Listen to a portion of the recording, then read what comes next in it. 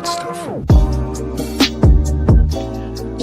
Welcome back, everybody, to Goodwill Podcasting with Dan and Stone, your movie podcast that today is talking about dragons, Burke, Hiccup, Toothless.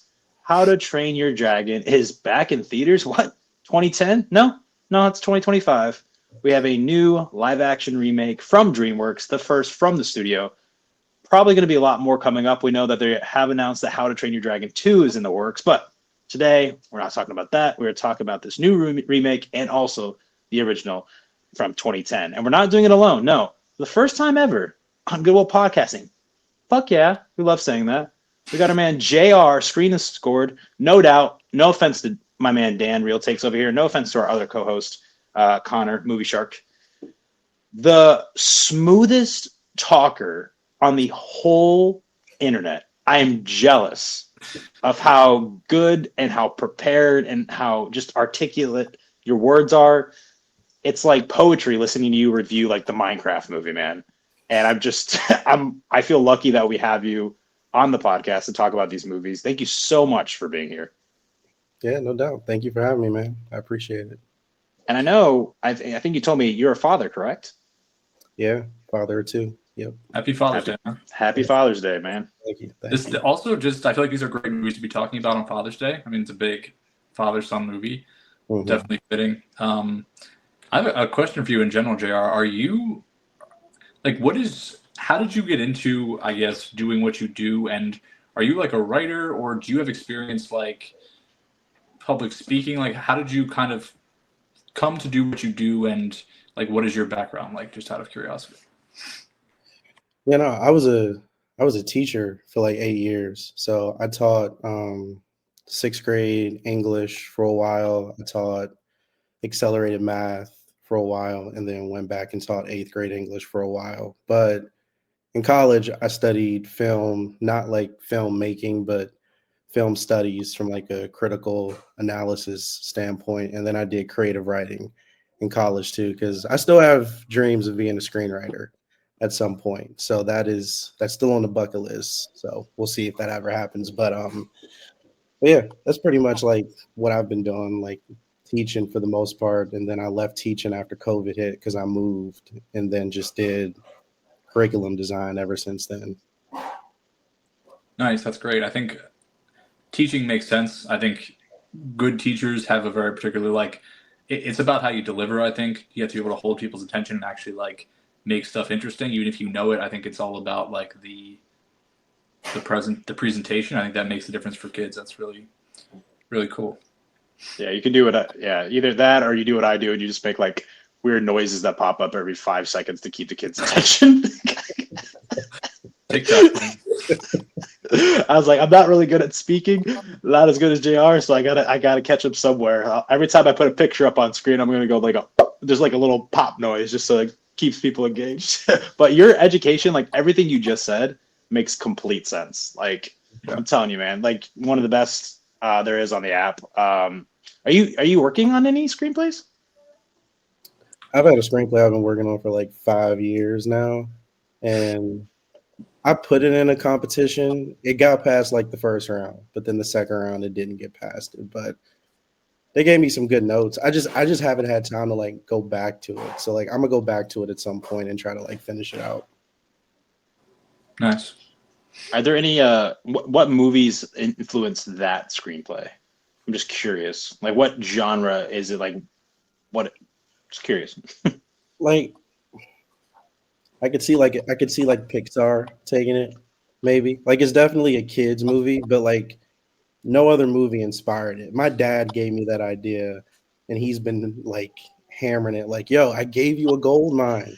Where's the movie? Go write it. I'm like, all right, I'm gonna do it. So I did it, but it just hasn't gone anywhere yet. But it was a good idea, though. The idea he did give me, it was good.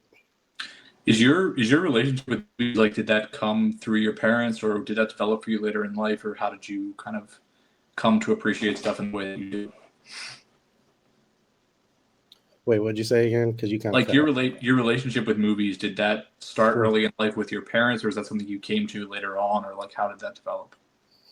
No, that was definitely my dad. My dad got me into legit everything. Like my dad was my movie buddy growing up. When I go home, me and my dad go see at least something while we're home. So yeah, no, he legit got the love for movies going for sure. Nice. Nice. Love This that. this Father's Day weekend, my father doesn't live next to me. I'm in Florida. My dad lives up in Michigan, but I went with my father-in-law to the theater, which was cool because I mean, he's my father-in-law. He's a cool guy, but like I've never really watched a movie with him. But my brother-in-law had the idea of going to to Cinemark, which was terrible. I don't know if you guys are Cinemark goers. It's not AMC. I know I'm an AMC A-list member.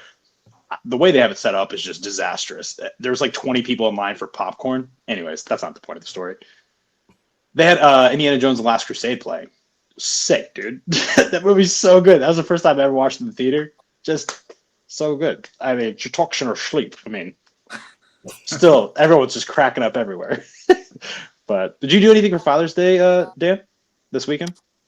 Saw my dad, and then my girlfriend's parents came to our house, and they like just left. That's why I was a little late getting started here, but nothing crazy. George, you get time to spend with your kids? Kid? 2 kids? 1 kid? Yeah, nah, both of them. We took them to like the zoo out here, but like it gets so hot that the zoo's only open until like 12 because by like 8 it's already like 95, close to like 100. But they just built like this new like splash pad water park at the zoo, so we figured we'd just take them there, and they had a good time. My daughter loves water, so she just had a blast. So it was cool. Do your Any kids like movies, JR? I feel like my daughter's getting there. I took her to go see Moana 2, and I was surprised that she sat through the whole thing because I was worried she wouldn't. But she was like in it. She didn't move, ate her popcorn, and was chill. So I think I might take her to go see Elio next if it's decent. So we'll see. I'm really hoping that can be good. I like for some reason I like the feel of the trailer. I like want it to do well, but I don't know why. I feel like they're not marketing it much. Like I haven't seen much of a push, and it feels like I feel this so often these days where like I see movies come and it's just like, does the studio want this to succeed? Like where is the money behind it? Like where is the push? I think it's frustrating. But I don't really know why. I'm confused as to what they're doing because it's coming soon. It's the 20th. It's this week, right? Mm-hmm. Oh, Yep. geez, it's this week. This week. Like That's you know what's crazy is I live next to Disney Springs, so I go to Disney Springs a lot to watch movies, and they have AMC there, and it's because it's Disney. Obviously, they have a lot of billboards outside with like their new release. So they have like Snow White and Thunderbolts came out. They have tons of stuff for Thunderbolts, and then Lilo and Stitch came out. They have tons of stuff for Lilo and Stitch. It was crazy because I was trying to think of what was the next movie that they like Disney had coming up that I will see like tons of marketing for in Disney Springs. And I was like, oh, I guess it's Fantastic Four. And I walked in, I was watching, I was going to the whatever theater I was going to, and I looked at the Elio poster, and I was like, that's it. What I go to movies, I forgot it was coming out, and I was like, I feel so bad for that movie. I mean, it's the writer of Coco, I believe, is directing it. It's not the director of Coco, I don't believe. I think it's the writer of Coco that's directing it, if I'm not mistaken. I think they spent a lot of money on it too. Like hundreds of millions of dollars. Like I think the budget's crazy. So Yeah. we'll see. But this, I mean, the movie we're talking about today is going to be taking money away from that. I'm assuming. So we'll see how it does. Yeah, the first movie though, Dan, I think JR, I'm assuming that you had watched it before this week Mm-hmm. leading up. Was this your first time, Dan? No. Okay, No, okay. I looked at your letterbox and I was looking for the little like rewatch button. You didn't click it. I had this. I didn't have it logged as like a watch, but I had it like tracked. I used to just hit the like to keep track of stuff I had seen. But this was the first time I've like watched it in probably 4 or 5 years. And I've seen the second one. I don't think I've ever seen the third. And is there 4 or 3? There's only 3. Yeah, There's I don't like a think I've seen- lot of shows and a lot of like short films that they've done. I think Netflix. This is like when Netflix was in like its baby years. Like something they did was like pump out like a How to Train Your Dragon show like every single like year for a while. Okay. Yeah, people love this, man. Like they really, it's definitely a beloved franchise, which is like why we're seeing this. And I can see why, for sure. I mean, it's so crazy. I talked about it a little bit in the video today, but the fact that Chris Sanders and Dean DeBlois. Me and Dan talked about how to pronounce his name before you jumped on, JR. But the only two movies that they've directed together is Lilo and Stitch in this, which is wild. And then the live action versions are like coming out right next to each other. Like, how crazy is that? Yeah. Yeah. Yeah, and I mean, Chris Sanders, he went on to do The Wild Robot, correct? Yeah, he also did The Croods, and he also did. I was going to ask you, have you guys watched the Call of the Wild movie with Harrison Ford and the CGI dog? No. No. I said that was a COVID drop. He also directed that movie as well. Oh, okay. Okay. So, but yeah, Dean DeBlois, he has not directed anything really besides How to Train Your Dragon movies. I looked it up, and the only other thing that he has directed in 2007, he directed I think it's a documentary about some Icelandic band, which kind of would be cool to watch. It seems like people enjoyed it, but yeah, besides that, like this franchise, like is his baby. Chris Sanders did not direct 2 and 3. It was only Dean by himself. Like he took up the reins. Sanders did his own thing, went off in his own direction. So I'm not surprised, and I feel good that he got brought back to do this movie. I mean, obviously it means so much to him, or the live action remake. But it's sad. I think it came out that he wasn't even asked to be a part of the Lilo and Stitch live action remake, which is pretty bad on Disney part, in my opinion. Yeah, and I think with the live action for this, like the way he presented it was, I've listened to him talk, is that they were going to make it regardless whether or not he was there. So he said, "I'm just going to go ahead and be a part of it," and then I think he was excited to it. And like we talked about a little bit before this, like they made plenty of changes, added a half hour to it, so it's not like it was just they weren't just going through the motions. So I think at least he got to add something. But I'm glad he was there to keep at least some of that creativity. So, JR, I want to ask you, though. I don't know. By the way, you post a lot of reviews. Hella respect for that as well. Because I suck at reviewing movies, and every single review that you post is just so great. I don't know if you've ever posted a review of the original How to Train Your Dragon. Maybe you have. Mm-hmm. But I'm curious to hear what you have to say about what your thoughts are on this film. On the original one, I really like the original one. I remember when I was younger, when I at first saw it, and just the father-son relationship was a little different than what we've seen in some of these other animated movies for the most part. So I enjoy that relationship between Hiccup and Stoic. Even when I was younger, I wondered where his mother was and kind of what her passing, how that might have affected Stoic and his mannerisms in life and how he treats Hiccup and just how he views the world in general. And even with this live action one, they kind of got it a little bit more, and I felt like I wanted more from it a little bit, but I wasn't mad with what they did with it. I felt like they flushed it out just enough to not overshadow the main relationship, which is Hiccup and his father, which I thought was fine. But yeah, I love that. I love the message of that film. Just, how we have this outward fear of the unknown, and people's first instinct with that is to get rid of it, destroy it, because we don't understand it. And how with that one, you had this kid who is just trying to fit in, trying to find his place. And he approaches this thing that he's told to fear with empathy, kindness, compassion. He's patient with it. He doesn't try to tame it. He just lets it kind of be, and that relationship with them just feels so authentic and natural. And it's funny because it's I don't know if either of you saw The Legend of Ochi this past that just came out recently, but it kind of does the same thing. Willem Dafoe's character has this fear of these creatures, and his mission is to go out and to destroy all of them, and it kind of relates to his wife a little bit. But then this girl who's an outcast finds one. She learns to understand that, oh, it's not that dangerous. We've been wrong about these creatures the whole time. And it kind of mirrors that same journey a little bit, which I thought was interesting, that we got 2 movies this year teaching us about empathy, compassion, not to be afraid of things we don't understand, which you know, mirrors our climate and everything that's kind of going on in the world right now, especially here. But yeah, no, I love that film. It's not perfect, but I love the message of it. I love the relationships, the characters, So I went into the live action with expectations, and I didn't hate it. Like I feel like sometimes when I give like 3 stars or things that are like that look bad percentage wise, like 60 or something, like people assume like I didn't like it.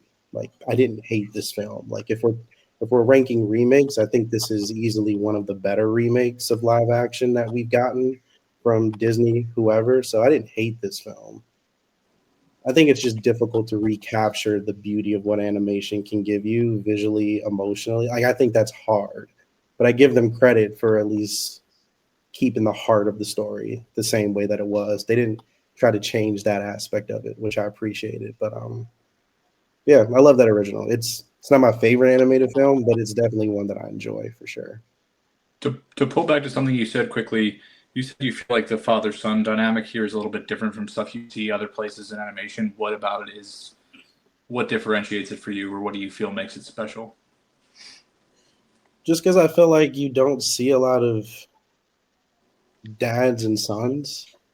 Like I feel like if I'm thinking like back to Disney, like it's always Disney has like a lot of dads, which I thought was interesting as I rewatched all of Disney stuff leading up to Snow White. Like it's not a lot of moms. Like it's Belle and her dad. It's Cinderella, well not Cinderella, but it's Ariel and her dad. It's somebody Mulan and her dad for the most part. Like it's really dads a lot in Disney, which I thought was interesting, but you don't get a lot of like father son dynamics. It's always father daughter, mother daughter.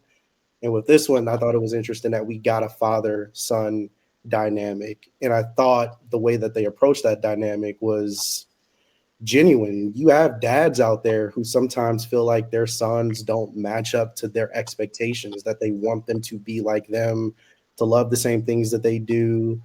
Dads want their kids to play sports, but their kids don't like sports. So they see them as like a disappointment. The kid just wants to do other stuff. Like, I related to that because my brother was kind of like that a little bit. Like my brother didn't do the stuff I did. And so like I had a closer relationship with my dad, but my brother was kind of like his own thing.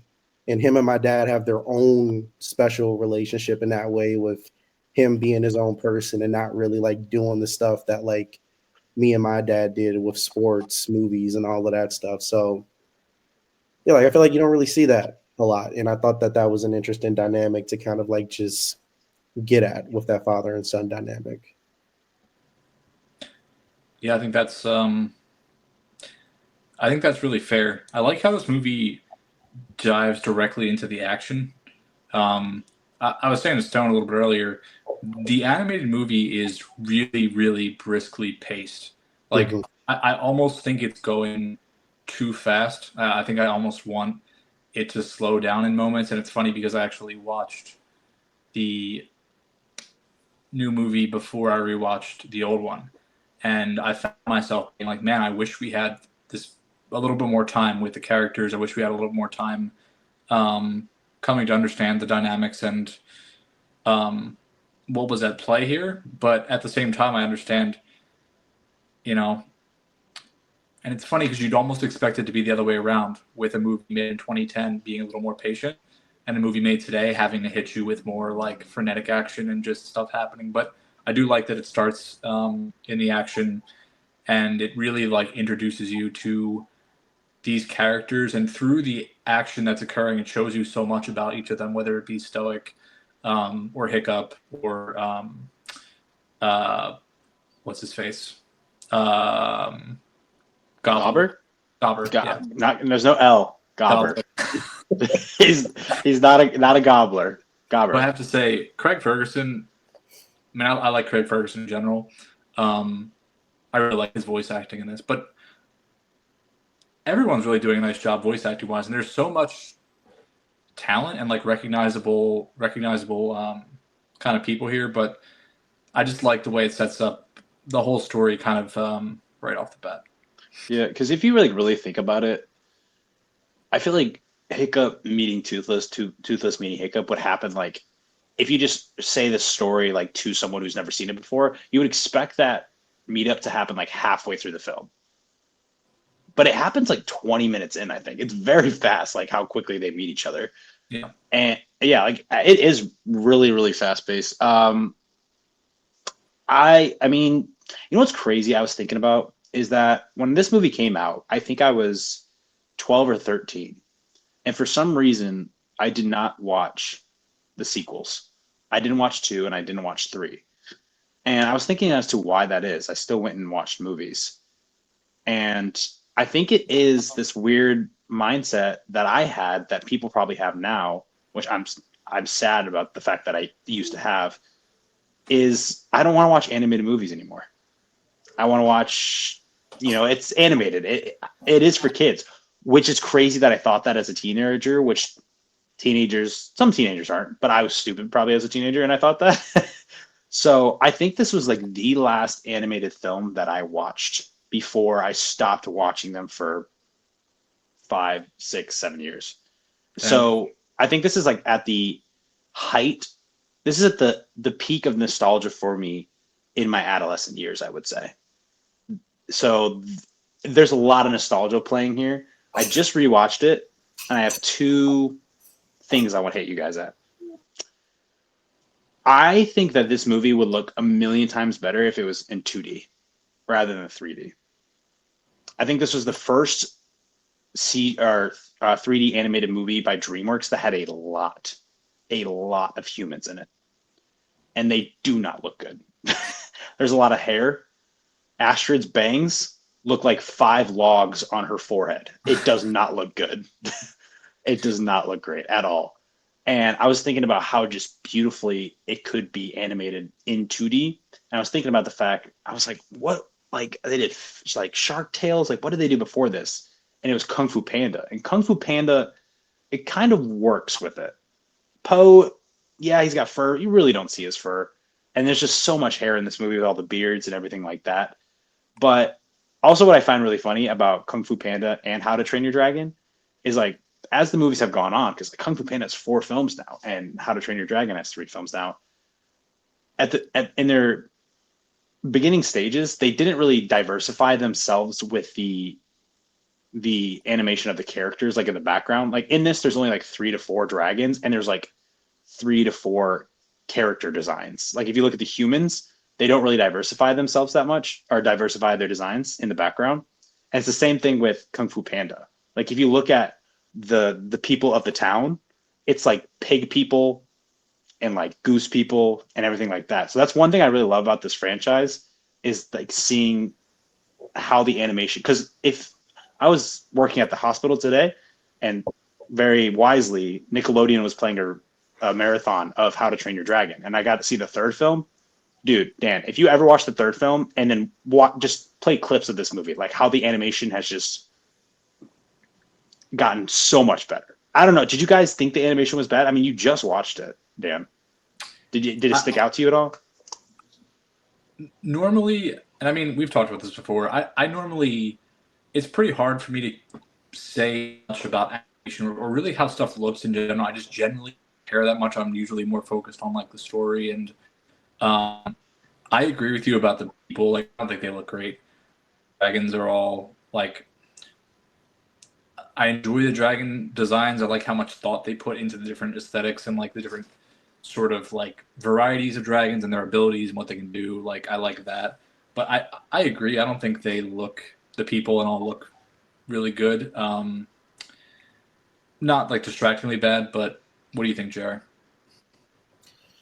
I didn't really pay that much attention to it, but I mean, yeah, I feel like if we compare it to stuff now, like I would probably be able to like tell like the downgrade a little bit as far as like how far stuff has come. But yeah, no, when I was rewatching it, I wasn't like I didn't have like a keen eye on like the animation and how it was looking. So yeah, I don't know. I'm just really nitpicky, I guess. I will say too, you guys were mentioning the relationship between Stoic and Hiccup so much. Do you think that as this movie concludes, Stoic has been fully redeemed for what how much of a jerk he's been to Hiccup throughout the entire film? Because it's like 85%. Like before he says, yo, Hiccup, my bad. Should have listened to you. He goes, you're no longer my son, and just like leaves him. I'm like, dude, there's got to be something in between that. Be like, oh man, I fucked up, my bad. Rather than, I don't know. I just the fact that he's just wrong, and he changed, and now he's like nice to his son. I think there should have been more to that than just, man, I'm about to get all my people killed. Yeah, I think it plays into what I was saying earlier. Like, I think everything in this feels kind of rushed. I think the character dynamics don't quite feel fleshed out. And reading, like, a few critics kind of had that to say about this when it came out. Like, they felt like it was a little bit more just spectacle for kids and not so much worried about, like, the character dynamics and all that. So, again, that's where I appreciated the remake. But yeah, I do kind of think that. I also think something that's interesting is, and it kind of changes Stoic for me, and I could be wrong here. The original movie feels very more just like this little village is kind of existing, and the dragons are coming and they're bothering them. I thought the remake framed it as these people are chasing the dragons. They are following them from like settlement to settlement. And they're trying to exterminate them. Like that's what it felt like, and I think that completely changes the dynamic of the story. And I don't know if you guys agree with that or if I'm just wrong, but do you guys have any thoughts on that? No, I think you're right. Like one thing I appreciated about the live action was I felt like, and I don't remember like where this might have come up in like conversation, if this was like a video I did or something I might have heard either one of you talk about, but there's a lot more diversity in this community this time around. And I was wondering if they were going to hint at it. And they did, because they added that new scene where Gerard Butler was giving his speech before they went off on like their first voyage of like, you're from the, what did he say? The Silk Road and all this other stuff. Like, we are all of these tribes come together. And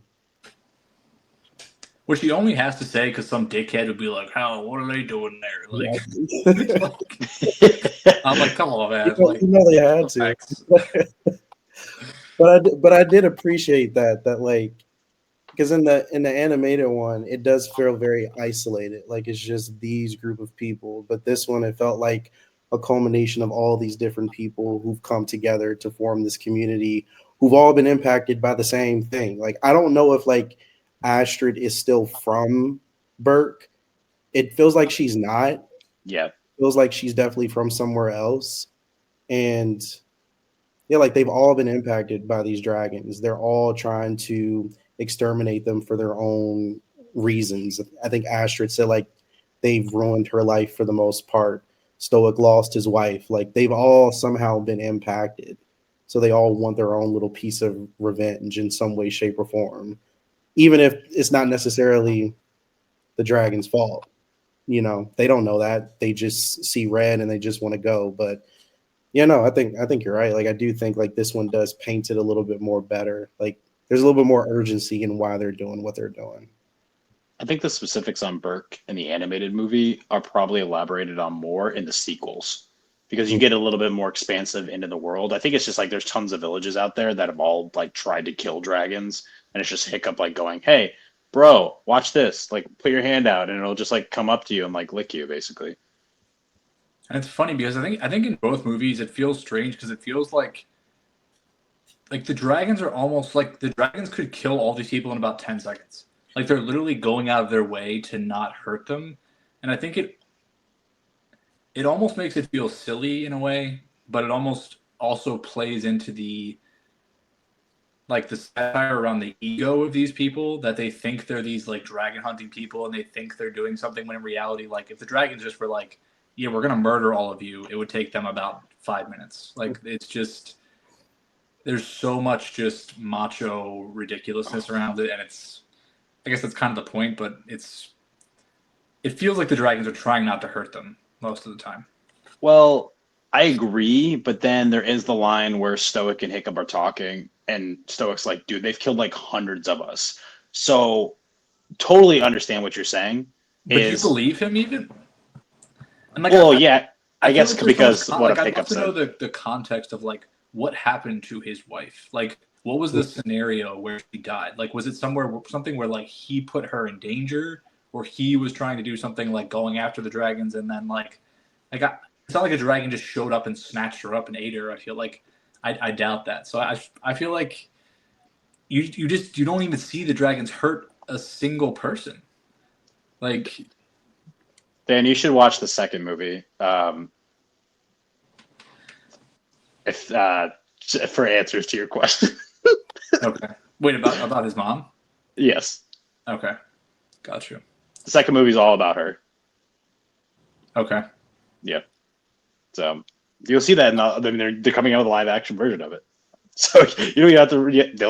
They'll give it for you in theaters in a couple of years. Wait, but do you disagree? Like, do we even see a single person die to a dragon in this? No, but I also believe it's a PG movie, so you can't just have you can say the dragons have killed people. I don't think at the beginning there, when they're just trying to get the sheep, that you can have them like incinerate people. I don't think that's probably what they're hinting at when Stoic is saying that stuff, but I don't think you could show that in an animated PG movie. Got you. So do you think in this one it feels like they're very much more so the victims than in the live action? Who, the Vikings? Yes. Or the dragon? Oh, the Vikings? No, I don't think they're the victims. I still think they're the assholes just because the dragons don't attack them. They also don't attack them in the PG movie either. I mean, because the dragons, even though they do say, maybe it was like Crossfire or something like that, like they were trying to blowtorch a sheep and like a Viking got in the way. They're not very intellectual people sometimes. So maybe that happened. But yeah, that's the whole thing. The dragons, even though they have killed Vikings, they're just there trying to like bring it to the queen. They're just trying to get sheep and food for the queen because they're scared shitless. Gotcha. That's fair. I get what you're saying though. I wish the line, it's a good line though. It's a very dramatic line. The whole, we've killed hundreds of them. We've killed thousands of them, right? It's very, very powerful. But yeah, I don't like the fact that, we're supposed to feel for these dragons. Oh, they have killed hundreds of them. So. Yeah. But there are bad dragons too.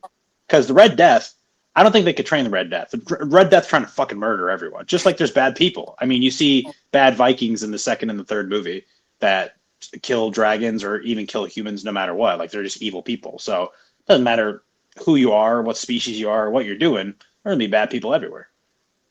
Bad and good people. Yeah, that's fair. Something I was thinking about with these movies, like maybe the best thing about this movie is the music, and I think again, it has no business being as good as it is. Like, it's spectacular, and the pipes they work in, like I'm not sure why these folks have Scottish accents, like just because I guess, but they work the pipes in. I really enjoy that. It's John Powell, he's done a bunch of other stuff. He did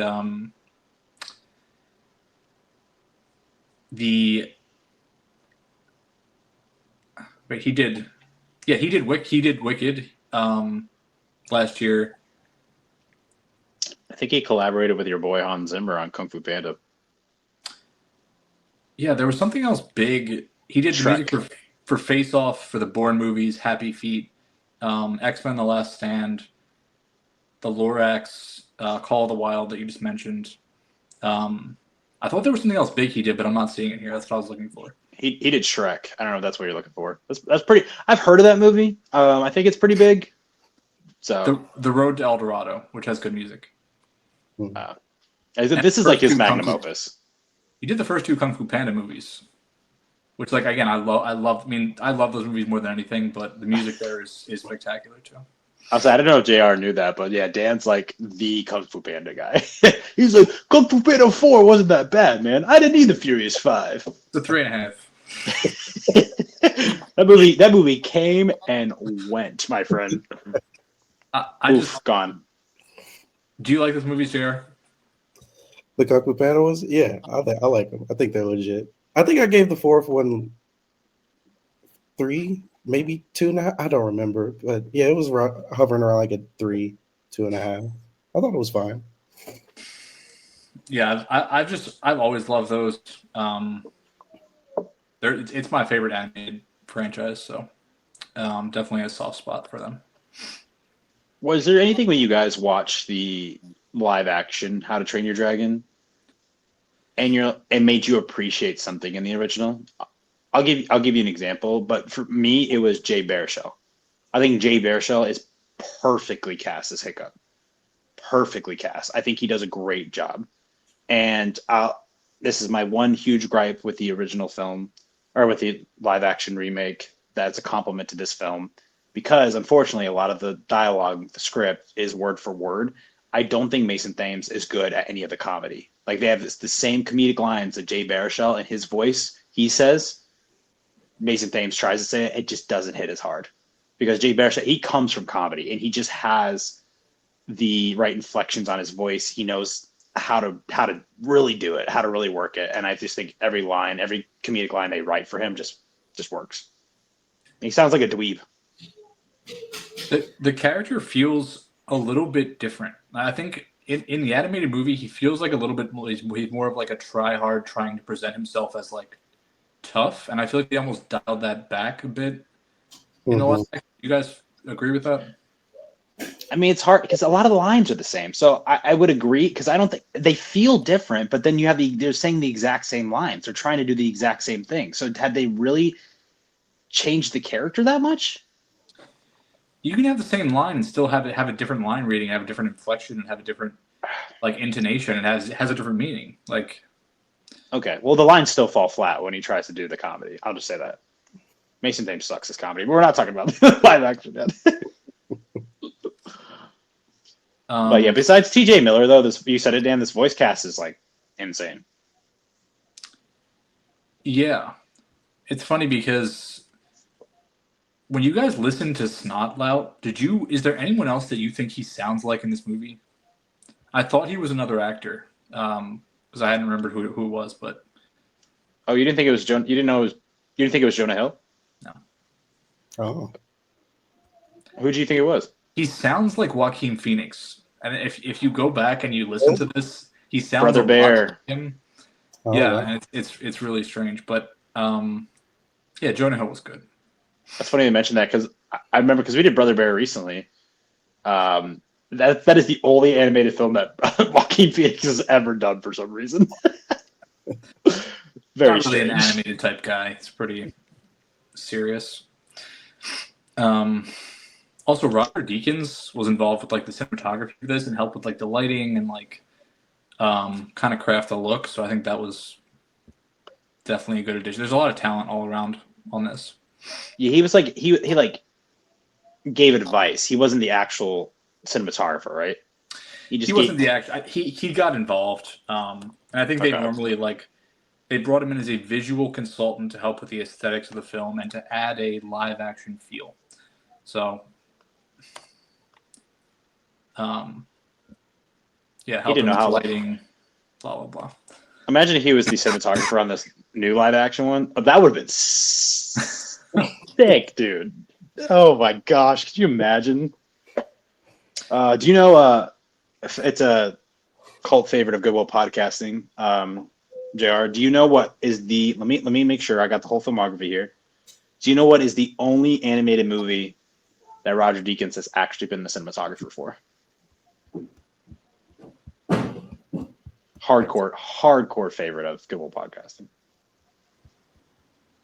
No. Rango. Yes, sir. Are you a Rango fan, JR? Oh yeah, I have never seen Ringo. Oh, you gotta watch. Never I seen- think you will love it. Like truly, I think you'd really like it. You should watch it. So good. Bet I'm added to the list then. Yeah. I mean, it's Pirates of the Caribbean, but with a gecko, basically. I mean, you got Gore Verbinski, you got Johnny Depp, I was about to say, it was Johnny Depp, right? Yeah. all of them. You got Bill Nye's back, Davy Jones himself. Such a good film. It's genuinely, it's like one of my favorite westerns. Like I actually love the story itself. Very Mad Max also inspired story. It's good. But is there anything with the story of the original How to Train Your Dragon that you guys didn't like or you would change or anything that jumped out to you revisiting it? That I would change. It's tough. I don't know. Like I feel like this still wasn't really satisfied for me, even with the live action one. But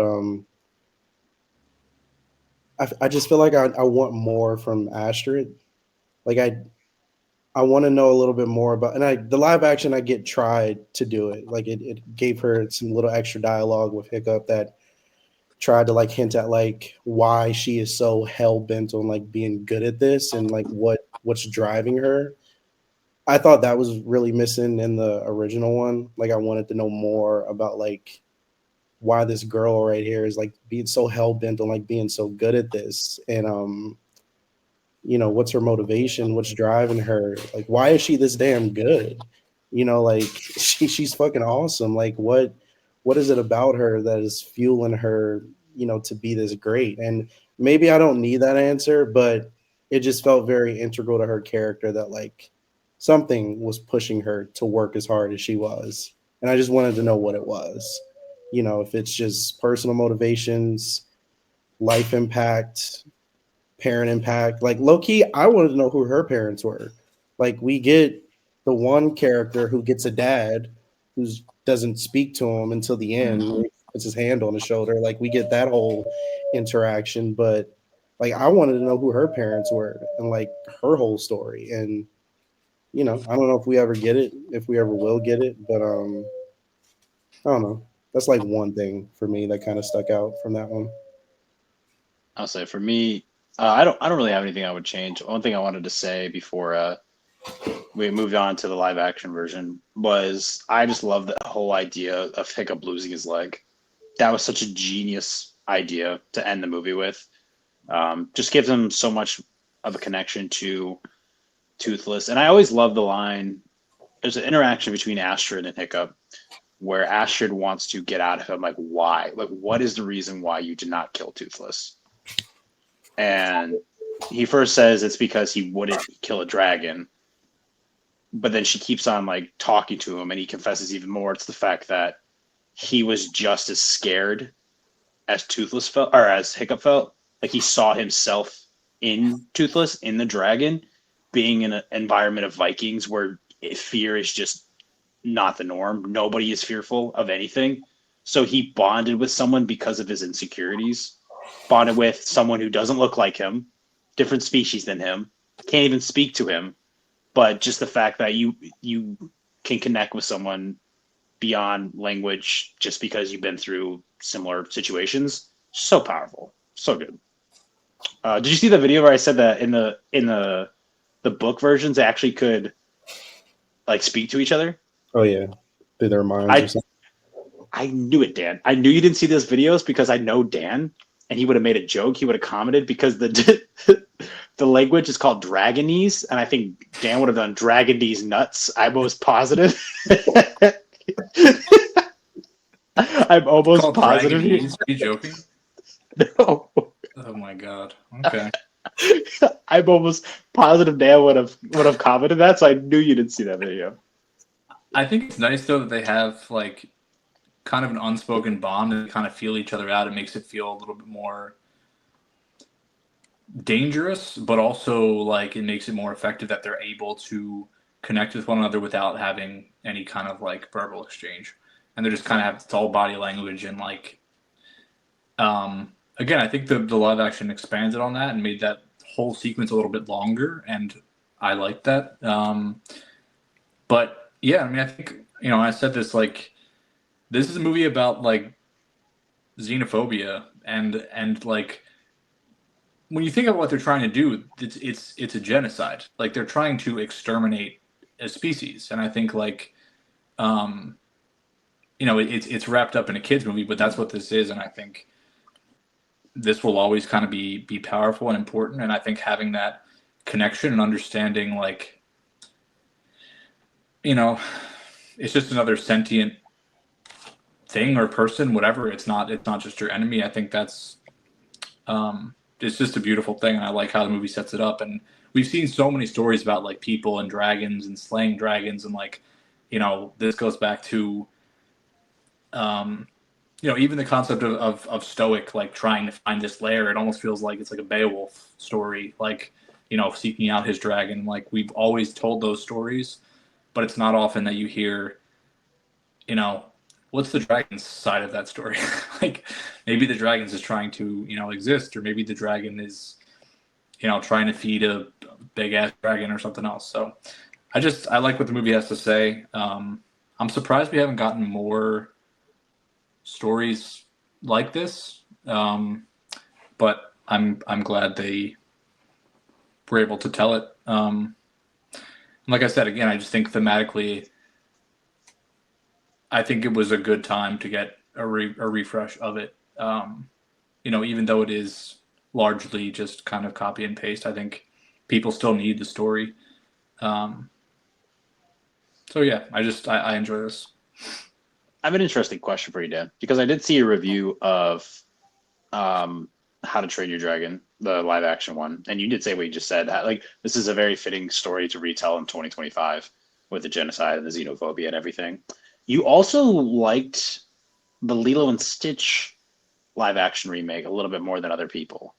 Yeah. So I guess my question is, do you think you like them more because you don't necessarily have huge nostalgia for the originals, or the fact that you don't look at live action remakes that critically because they're going to happen anyways? It's both. I think it's an interesting conversation because, JR, I know you feel strongly about this.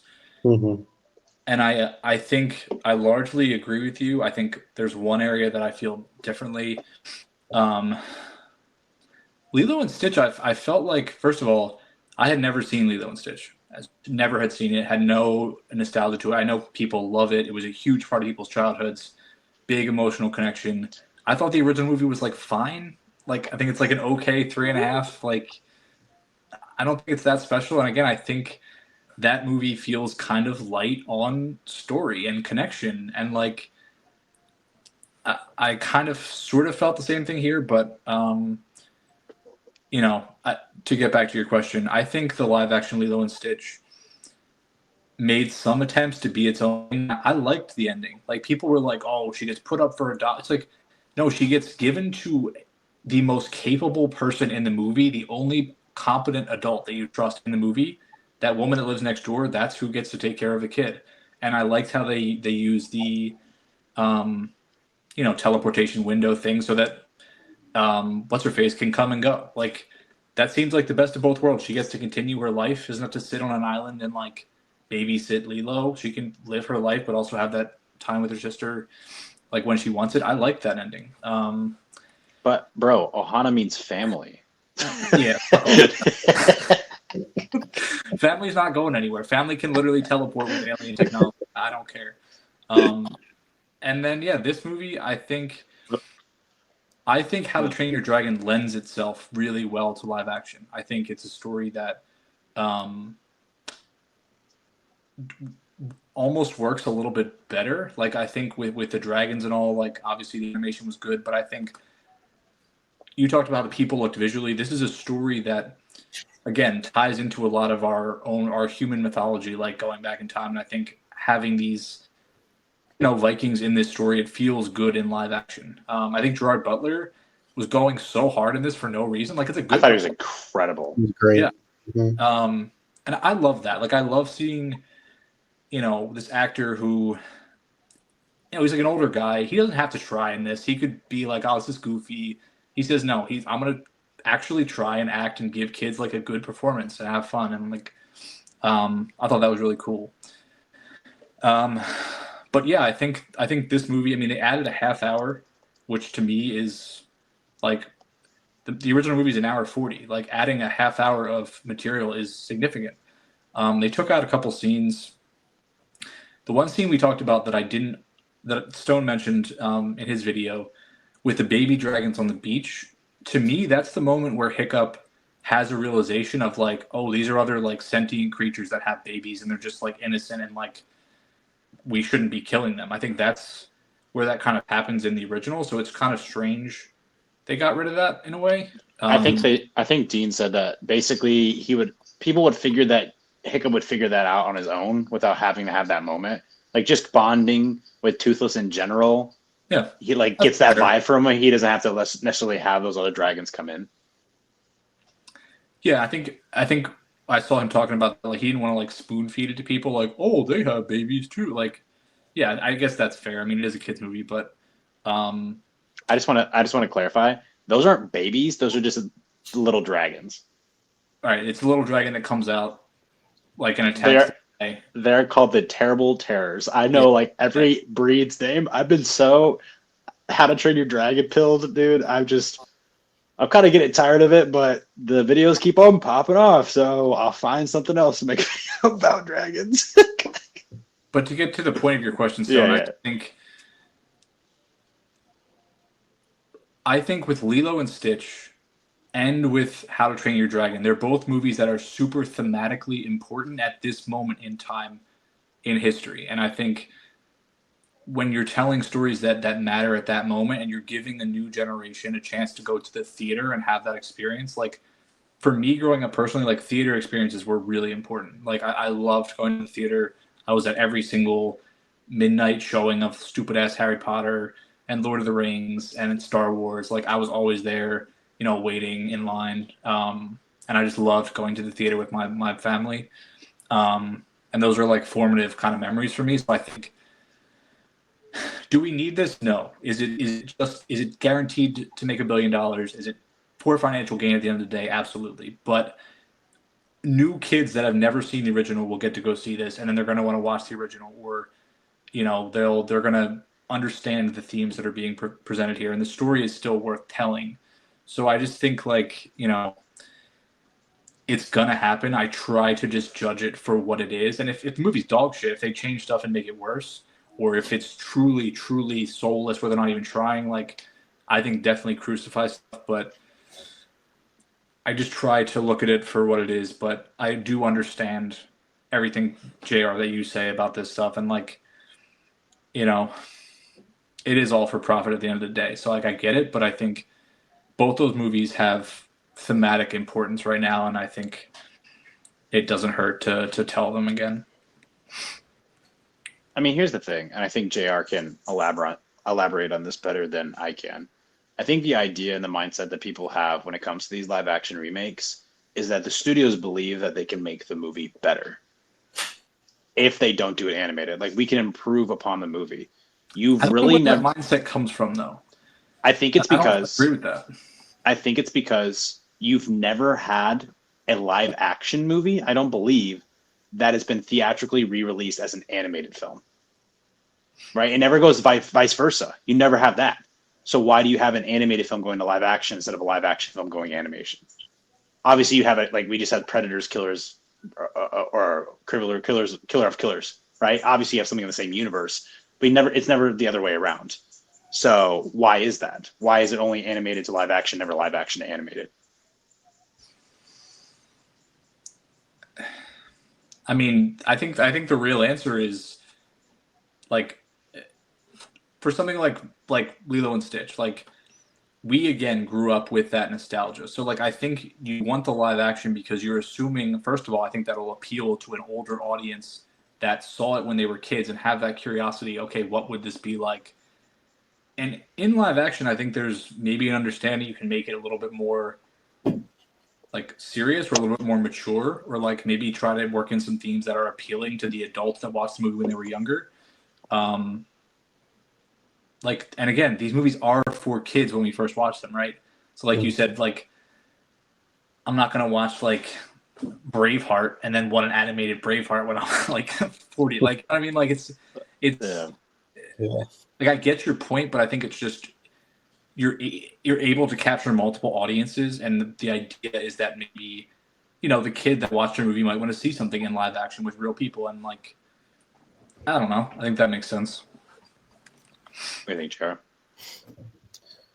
I think what worries me, because I get the point of all of these live action remakes. Like it's meant to appeal to me, right? Like I care about them, so I'm gonna go see them and I'm gonna take my daughter to go see them, or I'm gonna take my son at some point because I want them to be able to see those movies too. Like I know at the end of the day, like they are doing this to make money because they know that these movies will be successful. Like I said, like there's no coincidence, right? That like this movie came out the same year that Epic Universe opens up with their Isle of Berk thing. Like I am 100% sure that they had this conversation and they said, "Look, we are making a live action movie," and Dubois came in and said, all right, well, fuck it. Then let me do it then. At least you won't ruin it. Like if you're gonna do it either way, give it to me. Which I appreciate. I appreciate that the original creator came back because we can't say that for all of them. But I don't know, like what worries me, and maybe it's not necessarily something like as a 33-year-old man that I need to worry about, but 40, 50 years from now, right? Like I carry Lilo and Stitch, The Lion King, Cinderella, Beauty and the Beast. Like I carry those films because I grew up with those. Like those are the animated films I had. When my daughter gets to be about 13, 14, 15, like is she gonna have Lilo and Stitch, Disney's version animated, or is she gonna have live action? And then when she gets older, is the live action the one she's gonna pass down to her kid? Like, are these animated films gonna get lost as the years go by if we keep remaking them? Like, that's one worry I have that like we're gonna lose them, and I don't want to lose them, and I don't want them to get lost. And maybe they won't. Like, we've had Disney films for years that have like stuck around that haven't gotten lost in like the pipeline of all these movies. So maybe they won't get lost. Maybe that is an irrational fear. But with every one of these too, I feel like we are losing something original. Like we get Elio, right? And Elio's coming, but I'm worried Elio won't do well because I feel like people aren't going to go see original animated movies that they don't trust anymore, that aren't from something that they've already seen or that they know and can relate to. Like we got the news today that like they're not going to move forward with a sequel to Transformers 1, which kind of sucks, but like it didn't do well because people didn't show up for it. And I worry that these live action movies devalue animation a little bit because like animation I feel like is already struggling. Like we don't really see animated films get like those best picture nods. Like they get their own category, but I think even like Del Toro when he did Pinocchio like was really fighting for it that like animated movies are still movies. I think that was like his like quote that whole run with his Pinocchio film, but I don't know, like that. Like that's my worry with these live action films. Like I know what they're doing. I know why we have them. I feel like if you're gonna do them, then do them, but do them with a purpose. Like don't just do it to make money. Like, are you improving on the story? Are you adding context in some way that the animated film didn't? Like I thought Cinderella like was okay, but I appreciated that the live action Cinderella gave you her parents. It gave you some context as to how she even ended up with her stepmother, which I appreciated. And I think Beauty and the Beast did it too in its own way. Like it gave you context of like Belle's mom, where she came from. It gave you context of the Beast a little bit, even his childhood. Like if you're gonna add something meaningful to the conversation with these films, then add it. Like I'm all for it. Like I think my issue with like Lilo and Stitch, like I didn't have a problem with like Nani going away to college. Like because like I taught in Hawaii for 2 years through Teach for America, and like with a lot of those kids, like they want to get off the island because they've been there their whole life. And so like they want to go to college in Arizona and California. Like so like her deciding to leave like wasn't like that big of a deal for me, but like I don't know, like changing things integral to the story was a big deal for me. Like certain characters, motivations were shifted, personalities were shifted. And a part of me just like, why? Like, I don't know. Like if you're gonna do live action, I think it's a like a no-win situation. Because like I've been beating the drum for like just give me the film. Like don't change anything. And you did that. You gave me the film. You changed very little, but you gave it to me. And I'm still like, like I don't know. Like I'd rather just watch the animated one than this one. Like I probably won't watch this one again. So I don't know. it's a weird conversation with kind of like no right or wrong answer. Like I feel like every side has a point to it, so I don't know. I will say I do feel like I think Astrid is probably where they tried to focus most of the attention on fleshing her out and also helping you understand the conflict between her and Hiccup with him being like a nepo baby essentially. I don't know why I'm stuttering, but um, and also I think it's funny because I think the main thing they tried to do with Lilo and Stitch was also flesh out her sister. I'm gonna forget her name right now, but Nani. yeah, Nani. Like they tried to add to her and like, and again, I think that kind of plays into the ending where you try to create like a better future for her and like really focus on her story, which I think is interesting. But I do think the tone of this movie fits the story a little better. I think it feels a little less goofy, and I think it feels a little less playful. I think the live action felt a little more serious while also being a kids movie, and I like kids getting more serious stories. I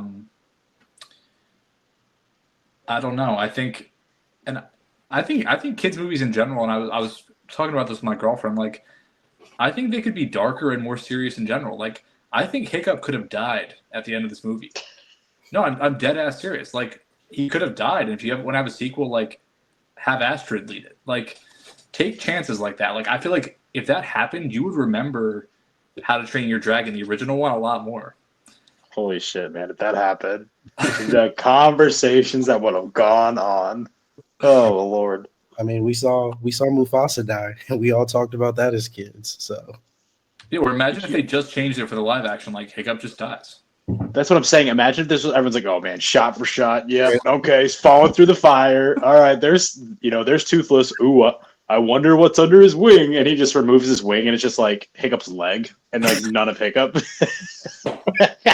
And you're like, it's the leg that's missing from the animated version. It's just like the stump of his leg, his foot. Yeah. But I don't know. That's Like cinema. I don't know if that's messed up with me, but like to me that would be serious, and then maybe you can use that as a jumping off point to change up too, and like you can craft your own little story. I don't know. Maybe that's like weird, people but would have hated that. But that's an idea that would have been talked about for years. That would have been the fucking ballsiest decision anyone could ever do. If they're just like, we're gonna copy every single thing and then drop this. You know what it reminds me of is that people like freaking out because there's like an end credit scene to this film. And people stay the entire time, and it's just Hiccup, and he has like his little drawing of Toothless, and he's just tapping his finger on the drawing of like the Toothless that he made, and then just ends. It's 3 seconds long. Everyone's like, why are you telling people there's an end credit scene and they stay for all this long time? And then, I mean, it's the Marvel pill that everyone's trying to swallow. Like, oh, are they gonna give us a little teaser of the second one that's coming out? By the way, Dan, I don't want to tell you what the second one's about, but there's a good possibility that Kate Blanchett might be in it. And if she's a Viking, damn, she'd be fine as hell. Sorry. yeah, I'm gonna rewatch it because I don't remember the second movie at all. Like I watched it, but I couldn't tell you a single thing about it. That was very obvious earlier. Yeah, I'm probably going to rewatch. I mean, I barely remembered the first movie, so I'm probably going to rewatch the second one and then watch the third one and see how I feel about them. But, yeah, I don't know. I just think I think it felt a little heavier and darker. And I think even the scene where he wakes up and realizes his foot is gone and he's like, I think he felt like it felt more serious. And I felt like he was in a lot of pain and, like, he was really kind of like, I felt like leaning on Hiccup a little bit. And I liked that. I also loved how Hiccup looked in the movie. I thought, he was really, it was a really cute design. I thought he looked good.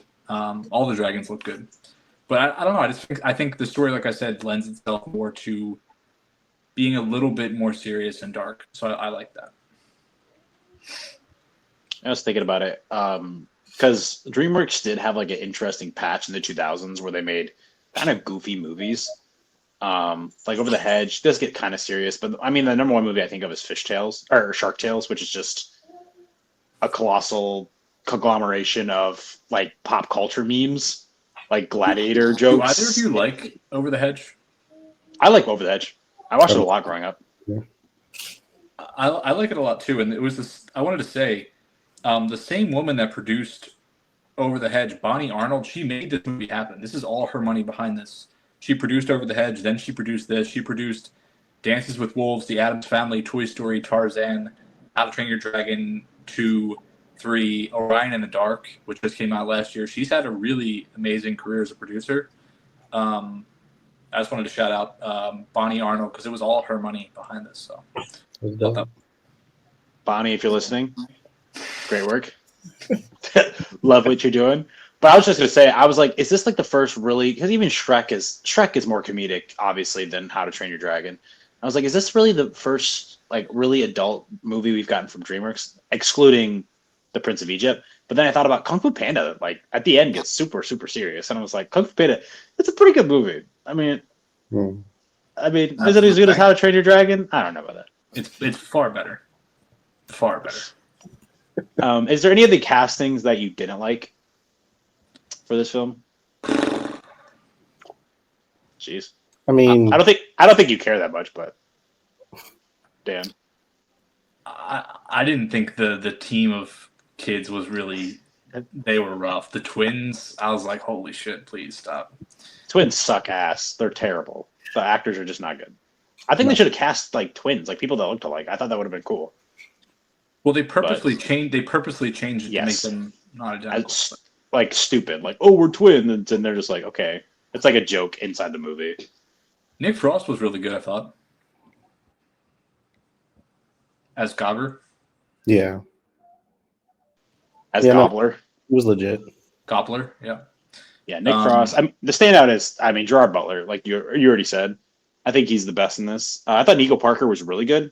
I thought she played Astrid great, which is so funny because right, like color of her skin really doesn't matter in the first place because like a dragon's real. Like everyone's like complaining, like it doesn't matter. But then the fact that after you watch the context of the movie and the whole like, hey, there's Vikings coming from all around the world. That's literally what Dean said today. Like he addressed the concerns that people had about her casting. He's like, if y'all would have just watched the movie and realized what like we did with the story, first of all, it doesn't matter. Second of all, like that's what we wanted to do in the first place. Do you think it's necessary, JR, to even say that? Like, do you think he should address it, or do you think he should just be like, no, fuck y'all, I'm gonna make $1 billion. Fuck you. You're still gonna watch it. Like, do you think he should even say, oh guys, this is why it's okay? Like, I get that. Yeah. I don't know. What do you think? No, because we always have this conversation with people of color in like fantasy movies. Like for some reason, like you will tolerate everything under the sun in a fantasy setting, but the minute you see a person of color, it is not accurate. What is accurate in this world? Like Bert does not exist. Dragons do not exist. Like Nico Parker isn't even like that dark. Like, yes, she is a black woman, but like we don't have to be nitpicky about it. Like she fits in this setting. It is fine. Like I don't think he had to address it, but even with that, people are still complaining about Nico Parker. Like her performance, people are bitching about. Like people nitpick about anything with this. So I want to say directly what he said. So he says, I mean, it bothered me in the beginning for the backlash that came in. It bothered me in the beginning, and now I think that's fading away as I expected it would. Once people started seeing Nico Parker in the role, it just becomes obvious she is excellent as Astrid. She was cast because she was the best that came in, and within the context of this movie and sort of the expanded mythology of the tribe, the whole idea that Astrid had to be white and blue-eyed and blonde goes away. Yeah.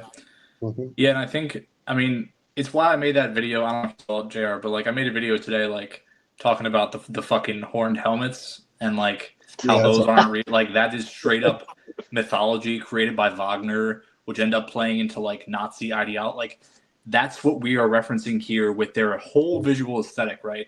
Everything about that aesthetic is from Wagner. It's not real, but like that's okay. But these animated turned real people with Scottish accents that are Vikings that are fighting dragons, no one can have any pigmentation. Like it's just, you're just an asshole. Like it's so frustrating, and like a lot of people missed the fucking point of that video, which I thought was funny. But Dude, he replied to every single comment with like the exact same meme. It was so funny. He was just copy and pasting. When you were talking about I got some comments because when you were talking about like the Viking accents, there's this one scene it's funny because I posted, so I'm like a medium How to Train Your Dragon fan, but I posted like 7 videos about it. It's like all like the deep hardcore fans come out and I get to see their perspective, which is super interesting. But something I didn't even realize that was not in this film is there's this one scene where Hiccup is like making fun of his dad. He's like, "Oh, you brought me the wrong offspring." Like I cannot do the accent, but he's joking like that. And they're like, "Oh, they left that out." And I was like, genuinely, I think it's because Mason Thames could not do that. So they're like, we're just like I said, I love Jay Baruchel. Like I think Jay Baruchel, he did it in the film. I'm like, I could not see Mason Thames in this doing that accent at all and just landing that comedic lines. I think they're just like, yeah, scrap it. We're not. He can't pull that off. I actually like that moment too. I thought it was funny. He's just not. Mason Thames doesn't come from comedy. There's so many comedic lines. Like he comes from the Black Phone. That's literally all he has done. I don't think the role's that fun. Like I think it's more important to be able to nail the emotional stuff with Hiccup, which is the best. He does really good. He does really good at that. If I had to choose one or the other, I'd rather have someone that can do that rather than someone who's good at the comedy, and then in a movie that I think the tone's a little different, and then is forcing the emotional stuff. I don't know. I thought he was fine. Yeah, not my Hiccup 2025. I wanted to say I thought Peter Serafinowicz, he was no, excuse me, that's the older one. It is Gabriel Howell, Snotlout. I thought he was good. I thought he was great. I thought he's the best, easily the best one. And he's the only one only actor in this movie without a Wikipedia page is Gabriel Howell. So shout out Gabriel. Nice job. I mean, what's cool for these guys is that like you find somebody like him. Unfortunately, the twins, who I don't think are very good actors, they will also be in the 2 sequel films. I mean, we're gonna get another sequel, but they're definitely gonna make the 3rd film as well. Might even make a 4th. Who knows? But it's cool. Like someone like Gabriel Howell, like after he's in the sequel and possibly the next film, like he could have like a huge career just from this. So that's cool. That's a cool thing that this film exists just for that purpose alone. How do you think Julian Dennison was? The guy who played Fish Legs, the guy from he's from a lot of stuff. He was in Y2K last year, which that movie's awful. I did not like that movie. I just thought he was kind of annoying. Okay. I saw him as like the fire kid from Deadpool 2, which I'm pissed because he's from New Zealand, and I thought his New Zealand accent would have been sick in this, but he has an American accent. I'm like, I love like his New Zealand accent. I think it's awesome. I think the time spent with the group of kids was probably my least favorite stuff in the remake, because I think I loved the time with Gerard Butler, and I loved the time with Hiccup and Toothless, but they were fine, I guess. Am I allowed to gripe for a second and complain? Because I was just talking about this to my wife. I have to do it. We talked about it already a little bit when we talked about Rango, Gore Verbinski, Pirates of the Caribbean. What Pirates of the Caribbean did with actually putting ships in the water and filming ships in the water. I wish that other movies still did that. Movies today. Sounds expensive. It sounds like you have to plan, is what it sounds like. This movie is still $160 million for a budget. So it just sounds like lazy. Like, let's just do green screen and you can stand on this little like platform we got here, and then we'll make the camera do a little fancy trick and it'll look like you guys are on ships. That just bugs me. I wish they were in ships in the water. And those are the moments of this film where I'm like, the animated version just looks better to me. At least the entire thing is a cohesive project. I love that. I think they filmed this maybe in Iceland is where they filmed some of the greenery scenes at. But and then you have CGI boats. Like you maybe filmed that in LA.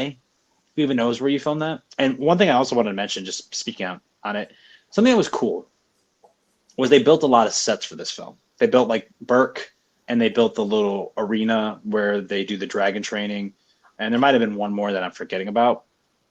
And then, Dan, do you have where they filmed this at? Northern Ireland. Belfast. Northern Ireland. Yeah. I wish that they built those sets in Belfast, like on the land where they're supposed to be taking place. And it all felt like one completely joined world. Like it felt like Burke, like a little city that they built, right? That's kind of what Wicked did.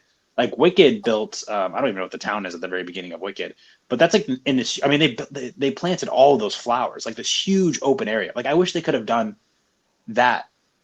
And what did you say, Scotland? Oh, I'm terrible. No, Ireland? Ireland. Yeah. Ireland, my bad.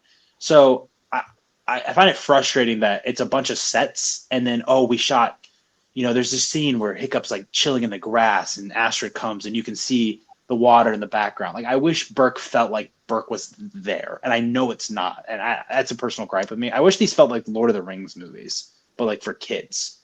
Because Lord of the Rings really, I mean, that may be a far reach there, but I just wish that, imagine a year, I don't know, man. I just think it's, just put all your money into it. Like make this like an epic franchise. And you really could do that. If you're trying to do live action, then make it feel like a huge lived-in world with Vikings. Make it 2.5 hours long. I don't know. I hear what you're saying. I don't think it looked bad, but it could have looked a little bit better. Especially when like they knew it was going to make a lot, and it's going to make a preposterous amount of money. I mean, so far it's made $200 million. Like it's in a weekend. So yeah. JR, what was your number one complaint with this besides the live action? Like, what do you think didn't work? I didn't like Mason as Hiccup. I don't know, like I don't know. Like he Downstone. That's what I'm saying. That's I don't- what there- I'm saying.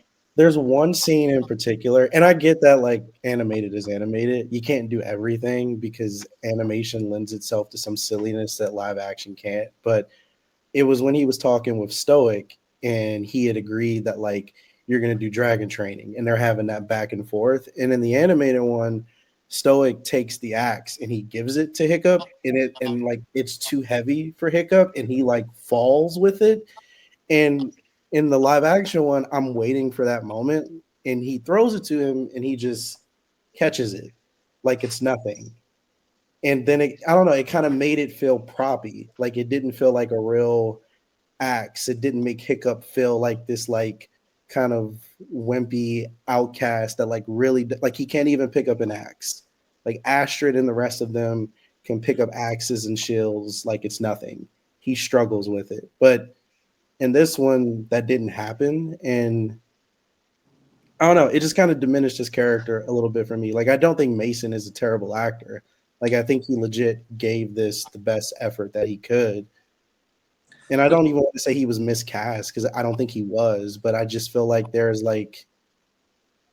something about Hiccup in the animated one that did not translate to live action. And I get that those are two very different people voicing that and acting that. And maybe it's wrong of me to expect like that same thing from both characters, but yeah, I don't know. Mason was one thing that bothered me. I love the flight sequences. I mean, I thought like sometimes you could see the green screen in moments, but I was not trying to be that nitpicky with the flight sequences, but I thought they were really good. And I think live action proves itself like in that third act. I thought that third act was awesome. Like I was like, this is like if you're gonna do live action, do it like that because that was awesome. Like that blows the animated one out the water with what they did in that third act. So, like I think there are definitely elements that lend itself to live action that animation just can't do. But now, yeah, my biggest gripe is Mason, like just Hiccup in general. But yeah, I have a question though. The moment you're talking about, that should be in the screenplay, like, or that should be on the director saying, "Hey, I need you to fall." Like that's, I don't think that's on the actor to like. no, To me, that's a fault of the writing or the direction. yeah, like whatever they were trying to do with this character in live action, if they were trying to make him less silly, then cool, that's fine. Yeah. Like, because you're right, like Mason's only going to do what Mason's told to do. Like, if he's not told to do that, he's not going to do it. But he's not Daniel Day-Lewis for like. Joaquin Phoenix. No. Yeah. But yeah, no, I just expected the same because we got the same Toothless. You know, like Toothless is no different, still as lovable as ever. I just wanted that same kind of like dorky, wimpy, like legit outcast. Like I just want to invent things. I don't want to kill things. Hiccup and Mason just seemed cool. He's too. That's what I'm. Dude, I was just gonna say that. He was. I want to Bro, he's hot. He's like, dude, oh man, I can't kill dragons. That fucking sucks, dude. Man, I like Astrid. She's kind of cool. This Like is he like does it. the Andrew Garfield Peter Parker effect, right? That's exactly what it is. There you go. That is 100% what it is. That is like, I mean, nailed it. I mean, best review we've got of How to Train Your Dragon live action. He's supposed to be a dork. That's why he can't kill dragons, because he's weak. You don't look at Mason Thames like, man, that guy's weak. No, dude's pretty stocky. I mean, he should look like small, and Astrid should be like taller than him, and he should be pathetic, honestly. And he doesn't come across as that. He seems like a cool guy. Like he would be like person that everyone hangs out with in high school. Like why does everybody dislike him? Honestly, Because he's in why? Oh. That's 2025. why the movie explains it. Yeah. Like it's fitting. I don't know. So, but why is he bad at killing dragons? When you think about it that way, it's almost like it plays off exactly what you're saying, and he's just like kind of entitled, or he's viewed as this like entitled person who like kind of has it all. Like it's a. But that's the fire brigade. That's Astrid who sees him that way. Why does everybody else see him as the worst Viking in the entire clan? It's because he can't kill a dragon. Well, why can't he kill a dragon? It's because he's awkward, he's clumsy, he's a dork, he's pathetic, he's sad, he's weak. He don't look like that. He doesn't act like that. He seems pretty fine. To me, I think he kind of acts like they literally. I mean, they still show him being a clumsy moron that gets the fucking village set on fire and knocks over the tower bullshit. Like, I should look at Hiccup and see that he shouldn't be able to get a woman. You know what I'm saying? This guy seems like he. What are we talking about? You know what I'm saying? He seems cool. That's what I'm saying. He seems like he doesn't need a dragon to get a girlfriend. That's all I'm saying. I get the gist of what you're saying. I'm just glad. Like I said that earlier, and then JR was like, "Yeah, exactly what Stone said." I'm like, "Yeah, Mason Thames is not it, man. His voice, perfect. Good at the serious acting. It is just the half of Hiccup, first half of the movie, right? Just that first half. Hiccup becomes cooler though, right? Yes, he gets like a beard, dude. I know. That's what I'm waiting for. Maybe it'll make the next two movies more badass. Like, dude, I'm gonna. Should I spoil this? It's not like a huge spoil. He gets like a certain weapon. No. Okay. I'm gonna watch them. Oh, I sent it to you, dude. Before we jumped on, JR, I sent like one of those like edits that's like, I am Hiccup, and it shows like all the like badass clips of Hiccup from like all three movies. Yeah, that was cool, but I don't remember any of that shit. That's because a lot of it was in the second and third movie. I didn't realize you hadn't watched them. No, I've watched the second movie again of like a billion years ago. Third one I straight up have not watched. But my bad. There's like bad Vikings and stuff. What? Yes, that's basically in both of them. There's bad Vikings. Okay, cool. Do you know anything about the third one? No, zero. That's so good to know. I hope you like it. Me too. I think the fans of the franchise don't like it because, like the hardcore fans, because there's actually stuff that came out after the movie, and the third movie is like, boom, done. We're never making one again. They all wrapped it up, but then the fans of the franchise want it to still continue, so they don't take that as like canon or face value. They don't like that movie because they don't want it to end. If that makes sense. I'm like, guys, just come on now. I wonder what they're called. I'm part of them now. So Dragonesers. Dragonese. I knew Dan had not seen that video. I was so bummed. I was waiting for it. I'll watch it. I'm gonna watch all your How to Train Your Dragon stuff after this. But yeah, all 8 of them. Also, this movie currently has a 4 on Letterboxd, which is kind of crazy and surprising, I would say. People love it. Yeah, people love it, man. But the thing that's like I was thinking about is a lot of people like to rewatch movies in theaters. Like theaters still has a special place. I mean, everyone just watched Revenge of the Sith. Like it made 20-30 million dollars in movie theaters. But imagine getting the exact same thing, but a new version of it. It's like basically someone just rewatching a movie over again in the theater, but it's different at the exact same time. So it gives people even more incentive to go and rewatch it, if that makes sense. These are basically just rewatches. Like Lilo and Stitch is like, oh, let's go watch Lilo and Stitch again, but in the theater. It just looks a little bit different now. Imagine if Revenge of the Sith was a good movie, could have made a lot more, Gosh. God. The rewatch of that trilogy was the funniest thing I've done in a while. The Phantom Menace is fucking bad. That movie sucks ass. It's so bad.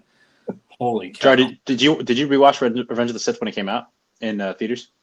Yeah, I went to go see it again. Was your theater chanting? Like when it was you unrest? No. It was you turned her against me. My theater erupted. I was in Disney Springs though, so maybe that was everyone quoted that for about 3 minutes straight, and I was like, "This is kind of hype right now." It was that part and the part where Anakin is about to off the younglings, like that's the Skywalker. Dude, did your crowd cheer? Mine cheered when he's. That's what was like. I had to look back to my wife. I was like, "Are we cheering the death of what? What are we doing?" Dude, that would have been Dan if Hiccup died at the end. Literally, everyone in the crowd would have been like horrified. And Dan's like, "That's what I'm talking about. That's what I wanted." I just, man, I love the way that scene I thought was so good. I love the way they executed it, and then with the dragon fall, like them falling, I just thought it was really nice. I loved it, and I just was like, this is the final touch. Just he's dead. That's what we need. But didn't get that. So all right, so Dan, you were thinking about it. You still think the animated one's better? You have to say it's better just because the story came before it. Yeah, I mean, it lays the groundwork. Like, I think it would be a little ridiculous to like say I like the remake better, but I do really like I felt a little bit more in touch with the characters, whether it be Stoic or Astrid or Hiccup. I enjoyed that they did that, but like again, it is copying a story, right? Like I can't forget that. So yeah, I have the remake at 3.5 and the original at a 4. So I want to see who voiced the villain in the second one. Let's see who they might cast as the villain. Hold on. Oh, Dan, it's you're gonna kill me for not knowing his name. Hansu. who? Digimon Hansu. Oh, John and Hansu. Yeah, he's the villain in the second movie. So I was like curious. I was curious if they would like bring him over, maybe, to be the villain of the live action. His name is Drago. He was just talking about how he like can't get fucking work, and like I don't that story kind of came out last year, which is a fucking shame because he's such a good actor. I mean, he got in working with Zack Snyder. Yeah, he was in that stupid ass Rebel Moon, and they didn't use him at all, man. Like, nope, dude, this legendary general, dude, we can't wait till we get to him, and he's just like, dude, this is what I did, and then nothing. Yeah, all right. He's like everyone else.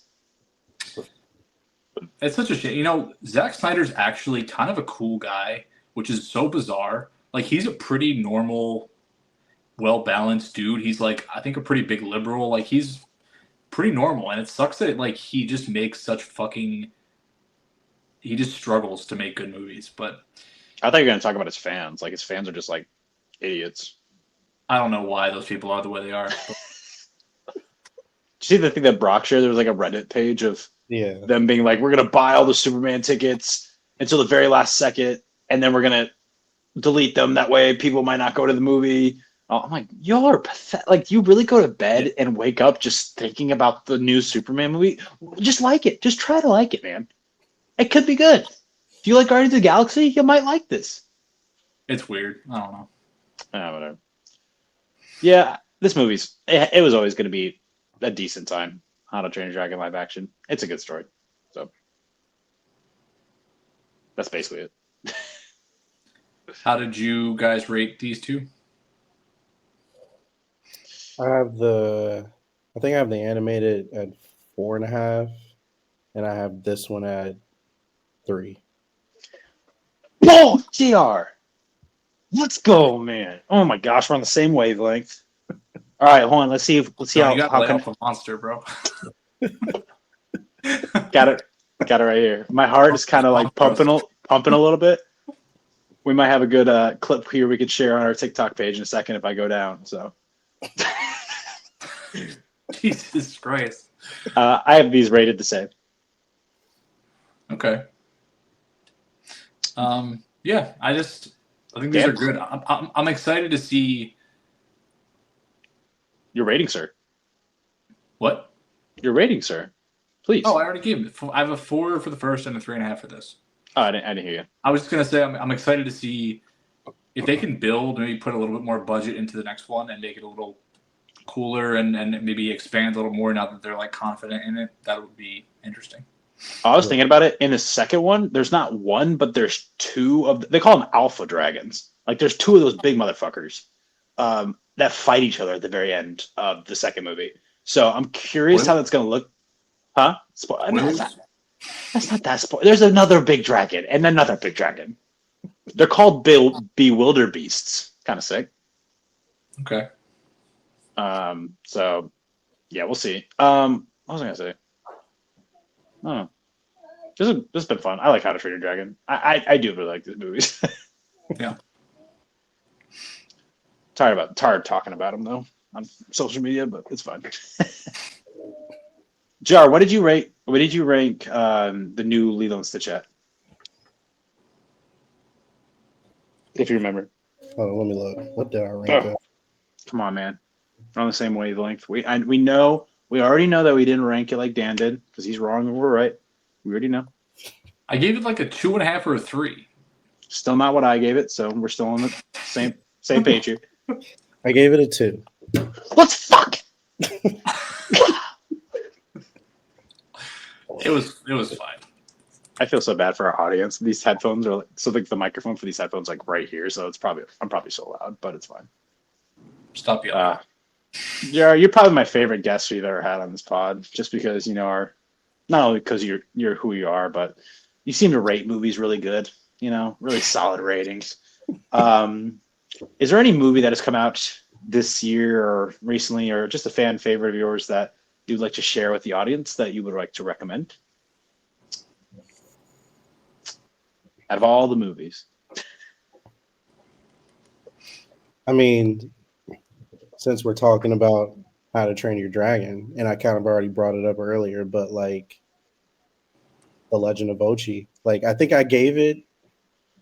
I either gave it 3 or 3.5 stars. I don't remember what, but yeah, we keep harping for because I'm gonna do a video about this later this week, but like we keep harping for like original stories. Like we're all complaining about remakes, reboots, the same IP, but then you get one and we don't go see it. Like I don't know what The Legend of Ochi did at the box office, but I'm pretty sure it hasn't cracked 200 mil yet, maybe not even 100 mil, but like it has the same heart as this one, right? You got this creature that people fear.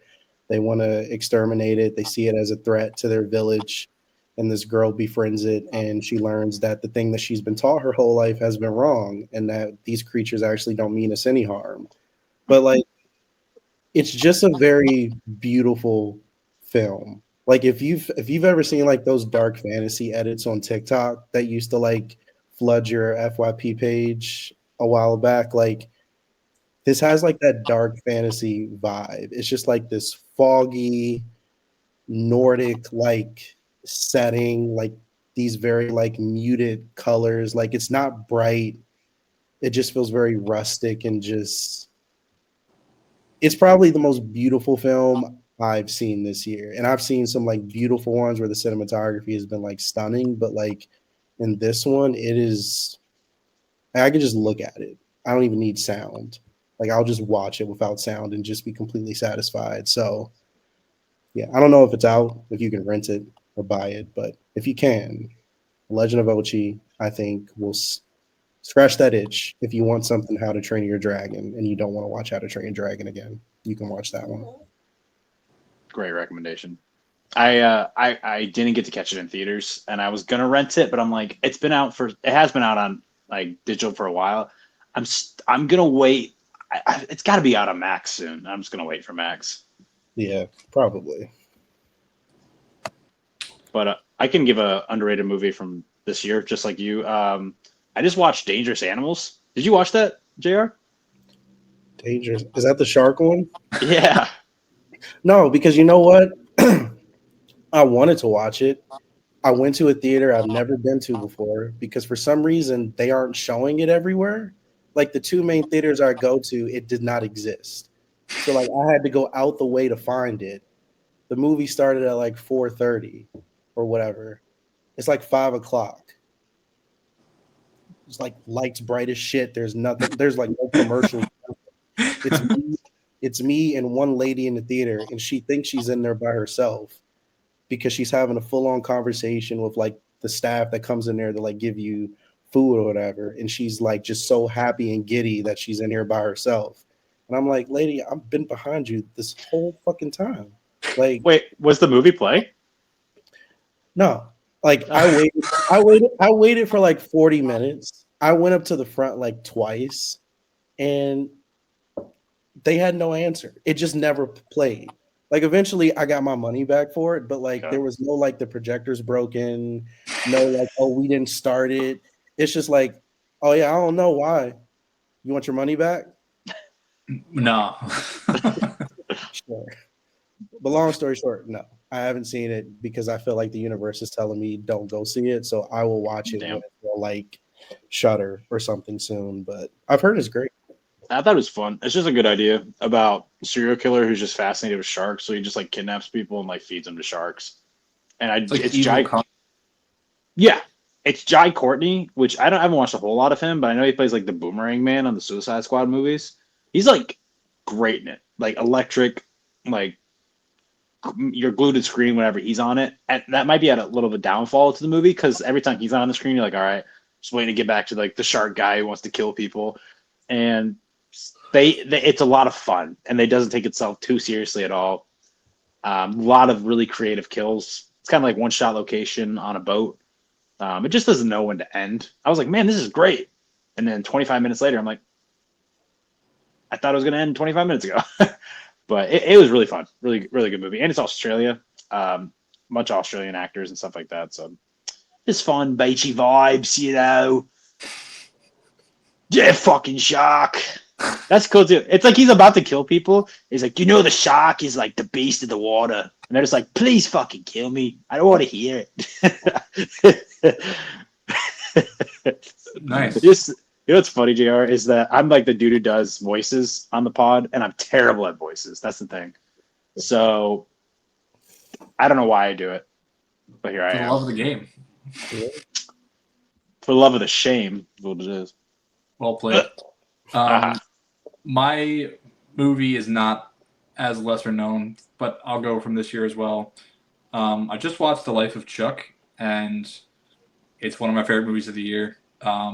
Absolutely loved it. I think most people are really enjoying it. I think I don't really know anyone that hasn't liked it, so I would say go watch it. Don't look too much into it before you go. I would say don't even bother watching the trailer. It's a Stephen King story. One where he kind of leans away from horror. More there's a little bit of like existential dread, I would say, but like more so just about life and kind of how to live. And it felt like it just felt like the right time for the movie. I don't know. I think we all are kind of feeling a little bit of how this movie opens, and I think it kind of gives an answer as to how to respond. So I think people really like it. It's like the Stand By Me, Shawshank Redemption side of Stephen King. Yeah, Green Mile. Did you watch that already, JR? With this same theater, played 30 minutes, nothing happened. No, I saw it. The opening Nah. scared the shit out of me because I'm just like, God damn it, I don't want to. Like, I'm hoping California never experiences whatever the fuck was going on at the beginning of that movie. Yeah. Yeah. It's so funny because I forgot like how to say the framework of the movie. And with that opening, I was like, what is going on here? Which is like a really fun ride. Yeah. It's so funny because I knew it when it premiered. It premiered at like middle of 2024 is when people first saw it. And I knew all about how the movie went and what it was about and all this stuff, and that didn't talk about it or think about it since. And I was like, oh, nice surprise. It doesn't feel like a movie though. I mean, we're not talking about Life of Chuck here, but it's an interesting movie. I will say that. Yeah. Anyways, JR, dude, How to Train Your Dragon, my guy, 4.5, 3, perfect ratings, I would say. I think our audience would agree as well. All my Dragoneasers who are listening to this episode. But please tell everyone where they can find you, my friend, on all the socials. Yeah, you can find me on TikTok at Screened.scored. Same handle for Instagram. Same handle for Letterboxd. So yeah, if you want movies, reviews, all that good stuff, you can find me there. Are you on the shorts yet? The YouTube shorts? No, I need to get cracking on that. I posted one thing to shorts and I haven't gone back to it. It takes some time. I finally have started posting. I've been seeing some results. I'm like, yay. Yeah. I'm just not in I'm not in a multiple platform rhythm yet. Like once I posted to TikTok, I'm kind of just like done. I need to get in that rhythm of like, all right, Instagram, YouTube, like let's get a rotation going. But no, not yet. I feel it. I post a video. I'm like, mate, done. I finally stop editing it. We're all through with it. I can have a break. And it's like, oh, I got posted to this one, posted to that one. Dan, are you popping off on YouTube yet? No. I just don't care enough to post. I have to day, and then I'm just like, I got 7 views. All right.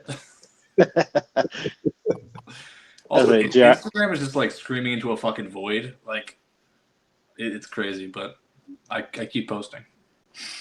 I have to ask you before we let you go. How excited are you for 28 years later? I'm actually really excited. I'm really excited. I just rewatched the other two, I think a week ago. So like, I'm pumped. I forgot how much I liked 28 Weeks Later. A lot of people don't. Yeah, I know. So it's good to hear you say that. I feel like I was in the I didn't like it boat when I first saw it, but rewatching it, I'm like, this ain't that bad. Like, I like this second one, so I'm curious where 28 years later is gonna go. When are y'all seeing it? Sometime this weekend. I'm watching F1 tomorrow, and then 28 years later on Tuesday. So I'm excited. Busy guy. Well, JR, happy Father's Day. Are we still on Father's Day? What time is it? Oh, you're on the West Coast. You still got I still got a while longer to celebrate. But I appreciate you joining us for How to Train Your Dragon. 20 years later is what we're talking about next week. I think zombie movies as well. That could be fun little genre that we haven't spoken about before. So if we have any fans of the undead out there listening, tune in next week to Go Well Podcasting. But until then, go ahead and follow Screen.scored. JR, great friend, been a long friend of ours for a long time now. But until next week, until zombies, until all that, go outside, sit on a park bench, touch some grass, call your friends up, watch some good movies. We'll see you then. Peace out, everybody.